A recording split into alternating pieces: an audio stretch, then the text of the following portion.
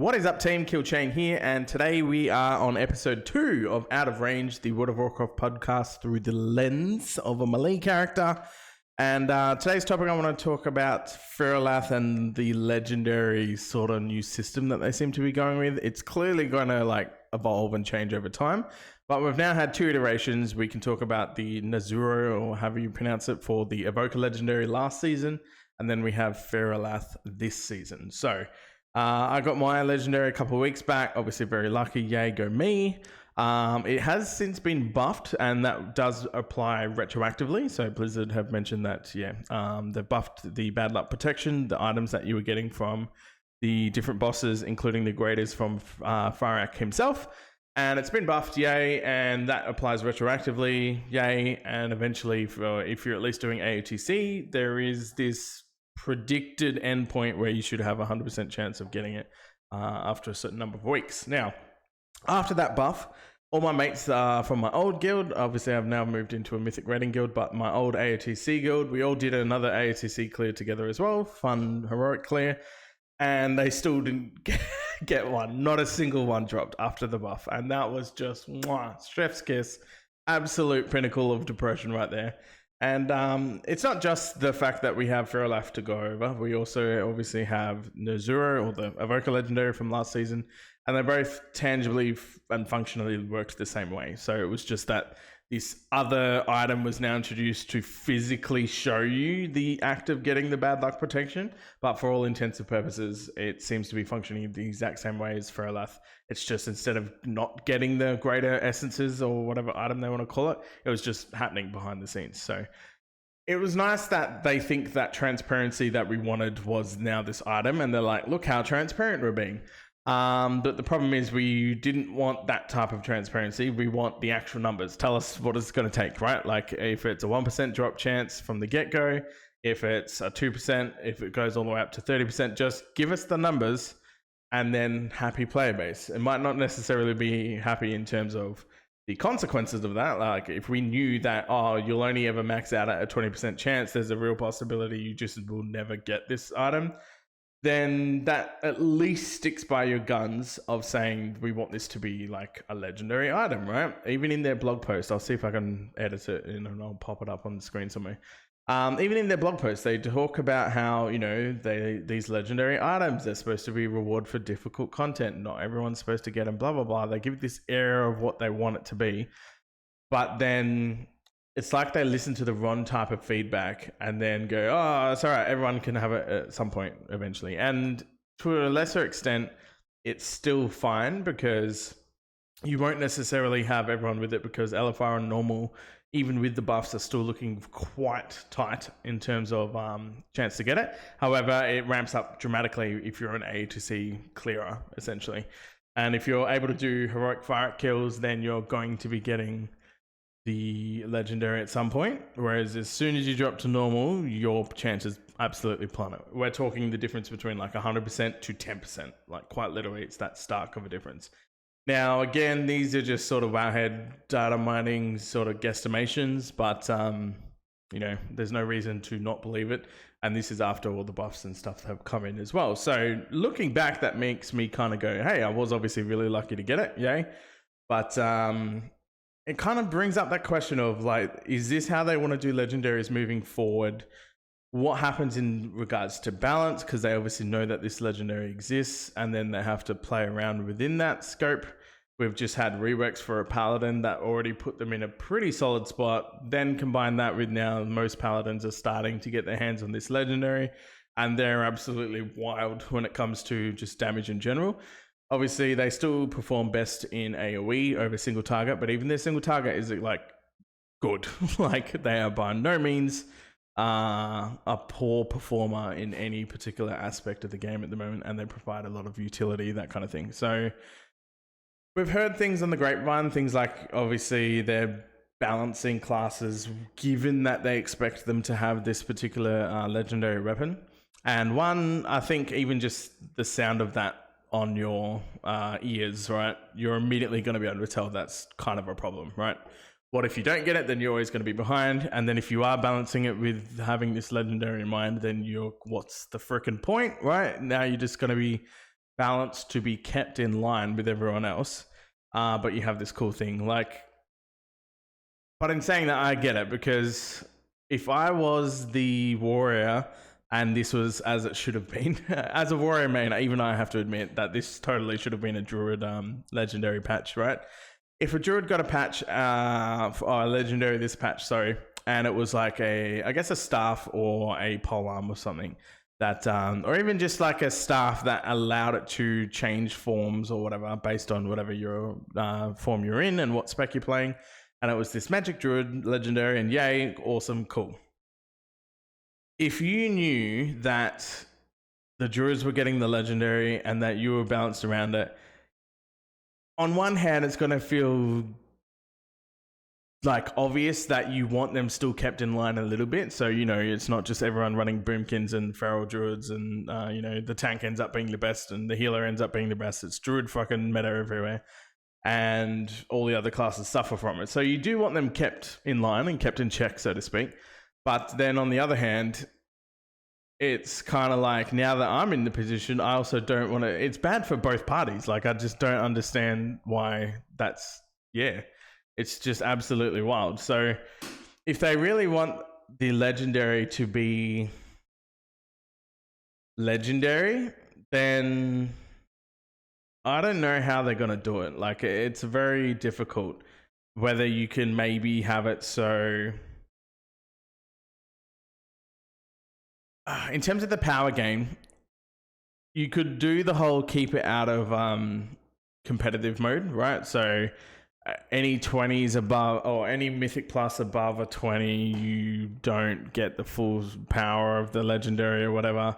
Then that makes the competition fair, blah, blah, blah, blah. Or likewise, if you're doing mythic rating, it's nullified, but in heroic and below, it's not. Like, whatever power gating metric you could use, that's one avenue you can go to alleviate this whole legendary issue. Because anytime there is a legendary, typically you would expect that those particular classes will do well. Now, on the flip side of things, we are actually seeing the polar opposite of that, right? So we're currently in a position where the legendary of choice is obviously Firalath, and the Rets, DKs, and Warriors have it. And DKs and Warriors aren't really massively represented that well. They don't top damage meters in terms of raw potential output and everything like that.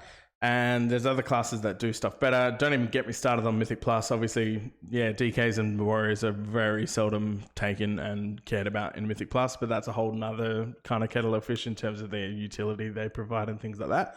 And then you have the Ret Paladins that make up literally the highest DPS spec population of anything above 20s. So to give you an idea, this is how great I am at podcasts, by the way. I don't have a way of kind of like popping this up onto my screen, but I'm just going to show the numbers. So to give you an idea, if we go to Archon, which is now merged with subcreation.net as well, so it's literally all this one big happy family.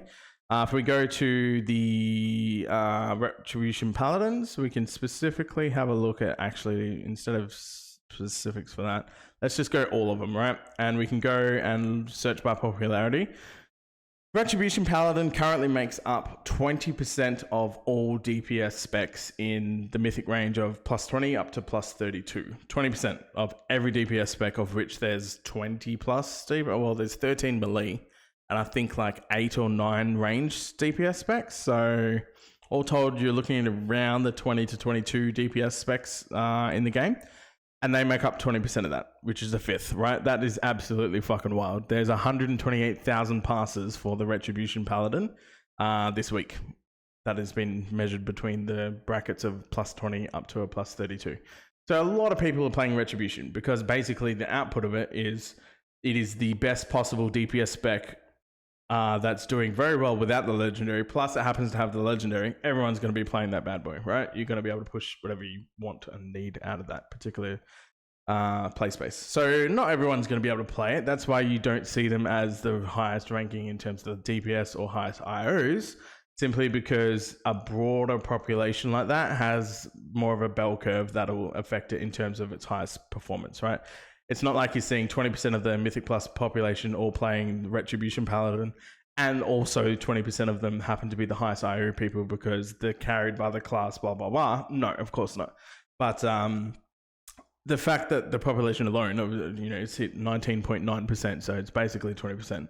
A lot of passes, that is, quite indicative of how detrimental I think a legendary system like this can be. Now, obviously, we've looked back in Legion. They've had the everyone gets a car, Oprah fucking Winfrey bullshit, right? Where we're all special, so we all get our own legendary thing. And that was actually really cool. I'll be honest, it was cool. It was just because it was so wildly different that while I do agree that it sucks to not see weapons anymore, this comes from the bias of also having not seen a single weapon drop out of Mythic, or the Vault at all. So whether it was Heroic full clear of the raid, or Mythic clears of the raid, or the plus 20s, so I get the 489 max eye level possible myth track, no weapon is dropped once in the Vault in the last 14 weeks or so. So given that bias, I'm also currently in the position where I'm kind of like, oh, how cool it would be to have like an artifact weapon again. And I get it. It's just player power that's making me sad for no fucking reason whatsoever. But I think there's something to be said with that, right? Because it is a player power that is like patch expansive, if that makes sense. Whereas even things like your hero talents and everything like that, which is a whole nother episode that we're going to have to deal with in a few days once 8 more get released, and there's already a whole bunch of drama in that, as I'm sure any WoW enthusiasts will know about over on Wowhead and just general discussions. But ignoring that, you have a system like a hero talent system where everything's done literally within 24 hours, and all the nerds that are going to bum rush when the war within drops and we rush to max level versus those that take their time with the whole week worth or whatever. The very instant you hit max level, the hero talents no longer provide any progression. They are just done. They are there. They are simply customization. And Taliesin and Evertel had obviously their latest weekly reset podcast, weekly reset TV show thing on YouTube. And they kind of raised something that I very much agree with, which is this whole like, every time there's theme and power combined together, things just don't work. Like they clash in every way possible. And I mean, I already saw a tangible example of that with the only warrior one that we've seen thus far, which is the Mountain Thane or Mountain King, which is the one for Fury and Protection. Less on the protection side, who cares about that? At least not for me, never got attack. Basically, every time I try, I just don't care about it. But from the Fury angle of things, thematically, sounds fucking cool. Like, honestly, being like a lightning god, it's very Thor, it's very Nordic, it's very cool thematically. I'm thinking like a warrior of like the Mountain King, like hinterland tribe people, like just really cool. Like, sign me up. Thematically, it's like the enhanced shaman that I've always wanted to be, but in warrior form. So very cool. But then if the output of it is not good, then suddenly, yes, you're going to have that problem with the, power in dictating what theme you can enjoy. It's covenants all over again, blah, blah, blah, blah. And you're in this similar position with the legendaries, right? Legendaries aren't going to really be class-based anymore. And if they're class-based, then that even more incentivizes the class being balanced around having this legendary, in which case you kind of expect everyone to have the legendary. If you have a position where there's a chance that you won't get XYZ drop and you're balanced around having XYZ drop, the moment you don't have it, you feel like absolute dog shit. And yes, there is going to be those that perform very well without the legendary. A prime example of that would be Crit Cake as a warrior. Exceptional warrior, pushed very high and does like very high mythic rating, obviously full clears, all that good jazz. He's absolute top tier warrior in every capacity, and he didn't have the legendary until just like 5 days ago, or however long it was from recording this particular podcast. So with that in mind, sure, there are going to be outliers, but you don't play off outliers. You should play off just the norm. And even psychologically, right? Just as human beings that are driven to perform or driven to do XYZ, or even driven to play the game in the first place. Everyone knows, and especially if you're a warrior, DK, or paladin at the moment, it feels so deflating knowing that you could and should have this thing, but when you don't, you just feel extra worse because you're competing with those that also have this thing already.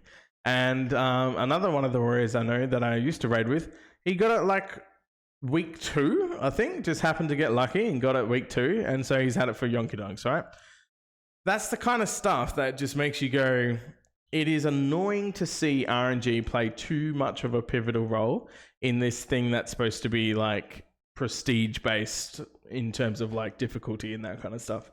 So, and again, as always, I'm someone that believes if you don't have, I guess, a solution in mind, then it's okay to still give an opinion on something, but it's always helpful to try and at least, have a solution. I don't think everyone should just shut the fuck up just because they haven't thought of a solution. You can still shine a light on a bad thing. However, I always try to at least, come up with something instead.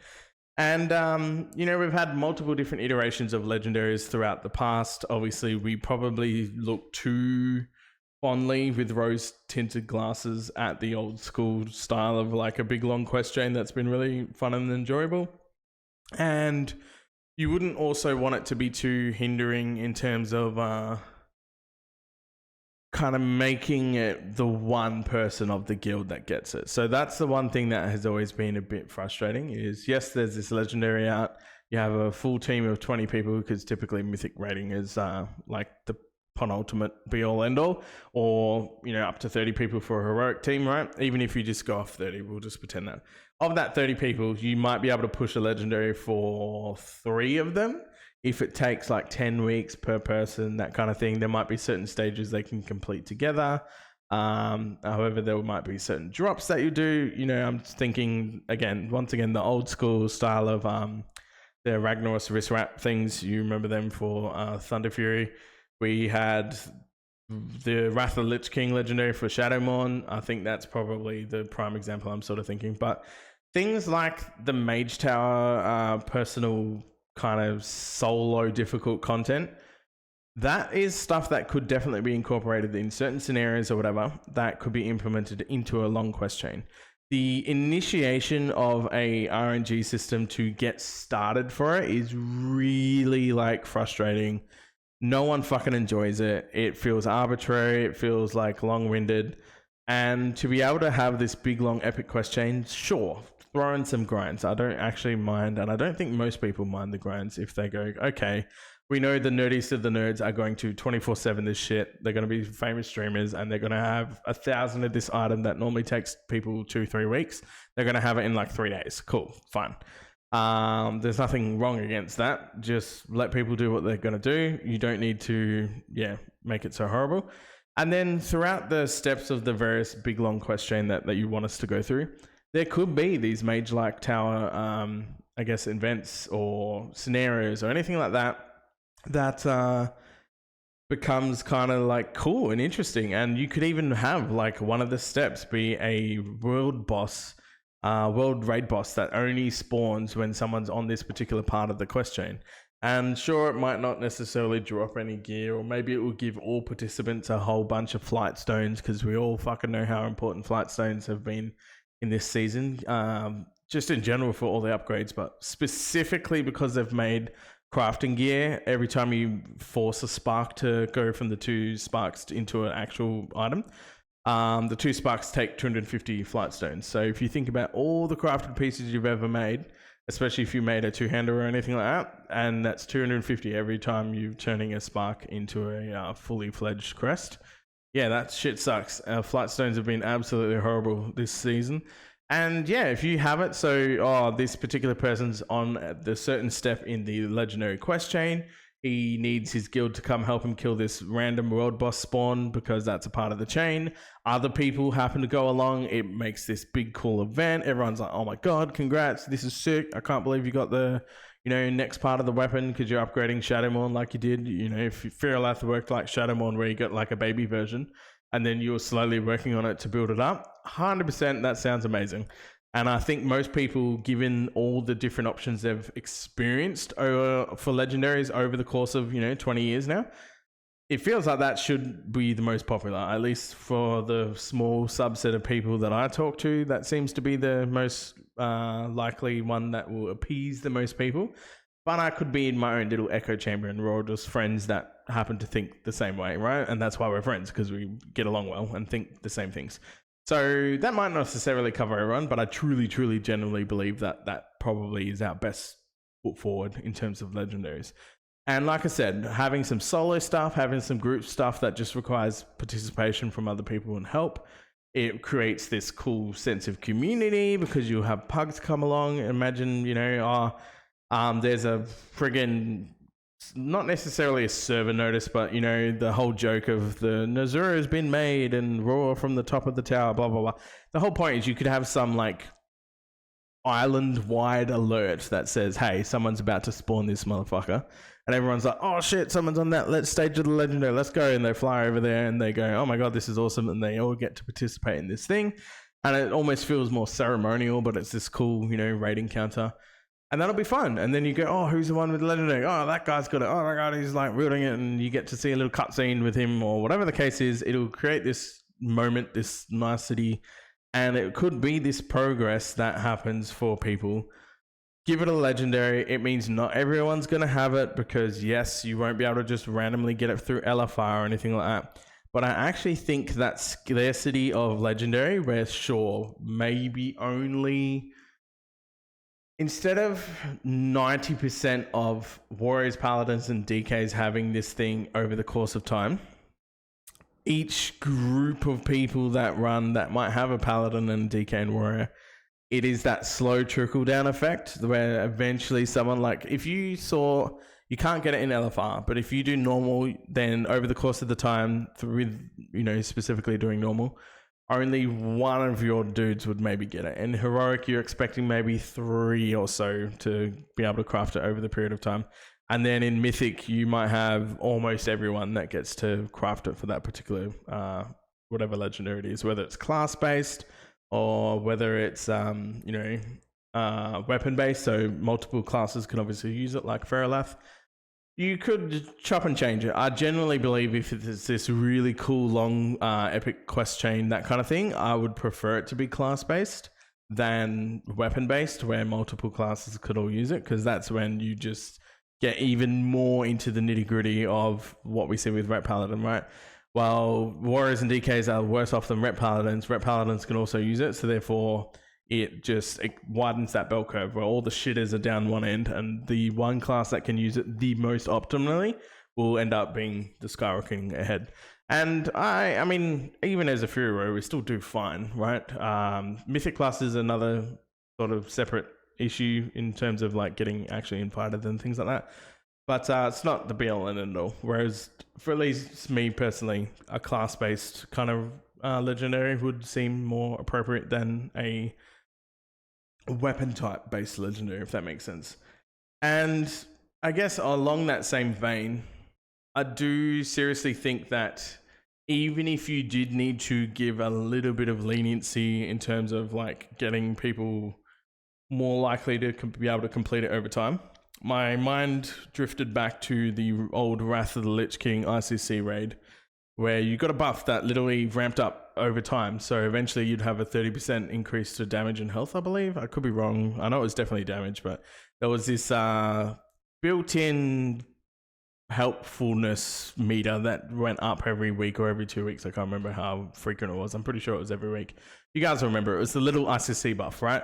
And it would go from 5% to 10% to 15, blah, blah, blah. And eventually you'd max it out. I believe it was 30%. Again, this is many, many, many years ago. I'm probably misremembering some stuff. But even something like that, right? Let's say this particular scenario that you do solo, it's like a mage tower event. And you go, cool, I've been doing this quest chain for the last week or so now. It's been really fun. I've some stuff farm it, some stuff do story shit, some cinematics that are cool, all class-based, all good fun. Visiting various different relevant places for my class quest chain stuff over time, whatever the case may be. And then I've hit this particular scenario and I'm trying to do it with the gear that I currently have, and I just can't beat it. Make it repeatable. It has to be repeatable. None of this you get one attempt per week shit. to try and beat this thing, and if you don't, then you have to go to the next week. No, allow people to like farm that shit. They will try, they might get frustrated, they will take the break, then try again, whatever the case may be. And then you could give this little silly 5% buff each and every week to slowly allow people to do it. Maybe after the first 4 weeks, or after Race to World first ends or whatever. That's when you initially go, cool, all right, Race to World first is over. On week 4 of the season, when the catalyst charges start coming in, right? Perfect timing. Catalyst charges allow you to... Oh, they don't even do the 4-week one anymore, do they? Because I'm pretty sure they just did it from the get-go, and you just start getting... I don't know. All right. Either way, the whole point is around that sort of 1 month mark into the season, you start getting this slow buff, right? Everyone that can participate in this particular legendary quest chain gets to do so. You get to start working on it as much as you want, or as little as you want, and you can have it so... This buff is applied every week after a certain point to allow you to beat that scenario eventually. Not only are you tangibly getting more gear, which will allow you to beat it, but then, you know, this extra little buff is helping you push over the line to be able to beat certain scenarios and stuff like that. And yeah, I just generally think that that's probably a far better system. It's tangible, it's concise, it is trackable, and most importantly, it's going to make sure that people actually don't feel like absolute dog shit when it comes to this whole RNG system. The biggest takeaway that Blizzard needs to make sure they realize it, and this is coming from, although some people obviously don't express so eloquently because they just rage at anything and everything they can, this is all coming from frustrations from passionate fans of the game, right? Like, it's not like the vast majority of us aren't the nerds frothing at our mouth waiting for the next, you know, the War Within news info that we're all just checking our head every friggin' morning. Like, we want to be able to play the game, we want to enjoy it, and it feels like such a shame that it feels, again, keyword being feelings, but it really does seem like they missed the mark with what type of transparency we're after. And it's all well and good to have the items in there, but it does feel very deflating when you find out after the fact what these items are and how little it contributed, and then this weird mixed emotion of, hey, I actually feel really happy because, oh man, now that I realized that it was only a 2% drop chance, I got so lucky, no way. And all these items that you were getting over the period of time, they made it from a 2% to a 5% chance. Oh, I was still so lucky, no way. But we have no clue what that percentage was going up by each time. Like, whether grade is a 0.1 and then the lessers were like a 0.01 or something. It could have been, fuck knows, I don't know. The wrong type of transparency, and I think any sort of a legendary system moving forward, unless if it's like a farm quest, right, where it's like 50% drop chance from a certain tusk or something from these elite mobs that you have to farm 50 tusks. Sure, I'm not talking about that type of RNG, but RNG needs to not be in the legendary system to get things started, or to severely gate you in a way that's going to be harmful. But it seems to happen all too often. Hopefully they learn from the mistake with the War Within. Maybe they'll not even touch any legendaries for a while. Who knows? Let me know what you guys think down in the comments below. I'll be very curious to, kind of hear what people say in regards to the legendary system. But I think it's been 2 examples in a row where you really see the ugly side of RNG when it comes to RNG being the be all and end all. Because again, here's a perfect example of it, right? Getting over that RNG gap of finally hitting, getting this particular legendary drop. Of those that drop, 100% of them are all come to fruition and get made, right? If that legendary item drops for you, no one has ever not spent the 200 to 500k gold that it costs to get it made. Everyone's done it. I can guarantee you there's not a single person that got the legendary drop this tier that hasn't, or at least isn't currently working towards completing it, and they very much will in the next sort of 2 or 3 weeks or whatever. So it's not like this RNG system is like, oh, but then some people want to... No, the RNG system is the only gateway stopping people from getting the legendary. All the farming and stuff you got to do, all the gold you got to sink in it if you choose to just buy the mats from the AH, all the little quest change, which were pretty fun, honestly. Like, they weren't the best, but it was cool. It was like, oh yeah, I go do this, and I did it, and dopamine hits, right? Yeah, all of that was fine, and all of that, none of them are the difficult content of this. Like, there is no difficulty in the quest chain. There is nothing. It's just RNG. That is the only thing stopping every single person from getting a legendary. It's so dumb. And I don't know, I reckon that's sort of the problem, right? You're just getting the entirety of it all behind this quest chain fluff that is really, really easy to do, and then just brick walling it all up with this RNG system that you might not necessarily ever get if you happen to be unlucky. So yeah, anyway, I digress. That's the episode. Legendary system definitely needs some love and some rework. Let me know what you guys think. And yeah, we have hero talents coming out later this week. I'm sure, and I know for a fact there will be another episode on talking hero talents. And if you guys happen to know anyone that wouldn't be against dribbling shit to a very, very, very small YouTuber such as myself, that we could get a guest on of some sort, then let me know. That'll be pretty fun. But in the meantime, it'll just be little old me smashing it out. And I shall see you guys in the next episode. Peace.